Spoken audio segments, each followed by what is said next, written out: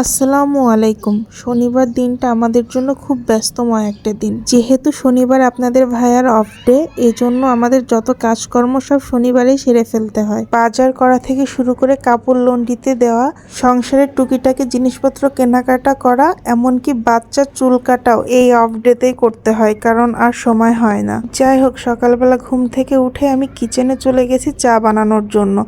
আমরা আজকে একটু বাইরে যাব, এই কারণে খুব হালকা পাতলা কিছু নাস্তা করব, তারপর বাইরে থেকে ঘুরে এসে দুপুরে রান্না করব।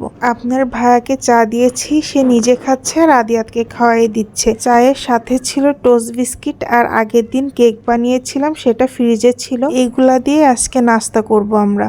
আগের দিন যে কেকটা বানিয়েছিলাম, কেকটা মাশাআল্লাহ খেতে অনেক মজা হয়েছিল। আপনাদের ভাইয়া কিন্তু আমার হাতের কেক খেতে অনেক পছন্দ করে, এই কারণে আমার প্রায় কেক বানাতে হয়।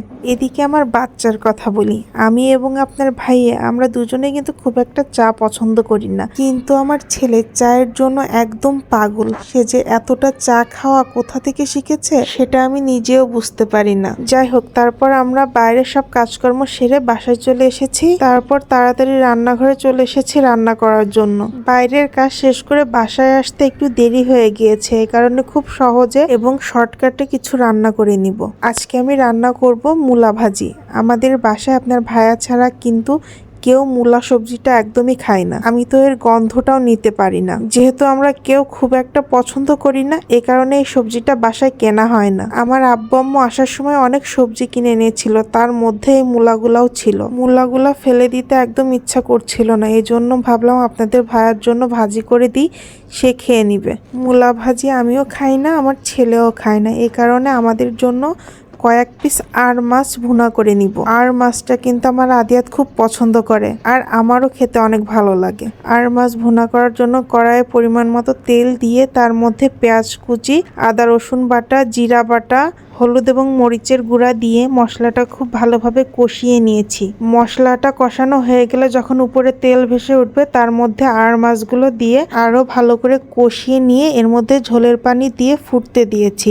আর এদিকে কিন্তু আমার মূলা ভাজিটা রান্না করা হয়ে গিয়েছে। মূলা সবজিটা আপনাদের ভাইয়া খায়, কিন্তু খুব একটা বেশি পছন্দ করে না। খেতে কেমন হয়েছে জানি না, কিন্তু দেখতে অনেক সুন্দর হয়েছে। আর এদিকে আমার মাছ ভুনাটাও হয়ে গেছে, আর একটু ঝোল শুকিয়ে নামিয়ে নিব। আমার বাসি টমেটো শেষ হয়ে গেছে, না হলে মাছ ভুনার মধ্যে টমেটো দিলে খেতে অনেক মজা হয়। যাই হোক, আমার রান্না শেষ হয়ে গেছে। আজকে আমি খুব শর্টকাটে রান্না করেছি। তারপরও আমাদের দুপুরের খাবার খাইতে খাইতে আসরের আজান দিয়েছে। রান্না শেষ করে সাথে সাথে আমি আদিয়াতের জন্য খাবার বেড়ে নিচ্ছি। বাচ্চাটার অনেক ক্ষুধা লেগে গেছে। যাই হোক, আজকের ভিডিওটা এই পর্যন্ত। আমার এই ছোট্ট ছোট্ট ডেইলি ব্লগগুলো আপনাদের কাছে কেমন লাগে সেটা আমাকে কমেন্টের মাধ্যমে জানাবেন। আর আমার থেকে আপনারা কেমন ধরনের ভিডিও দেখতে চান সেটাও আমাকে কমেন্টের মাধ্যমে জানাবেন। সবাই ভালো থাকবেন। আল্লাহ হাফেজ।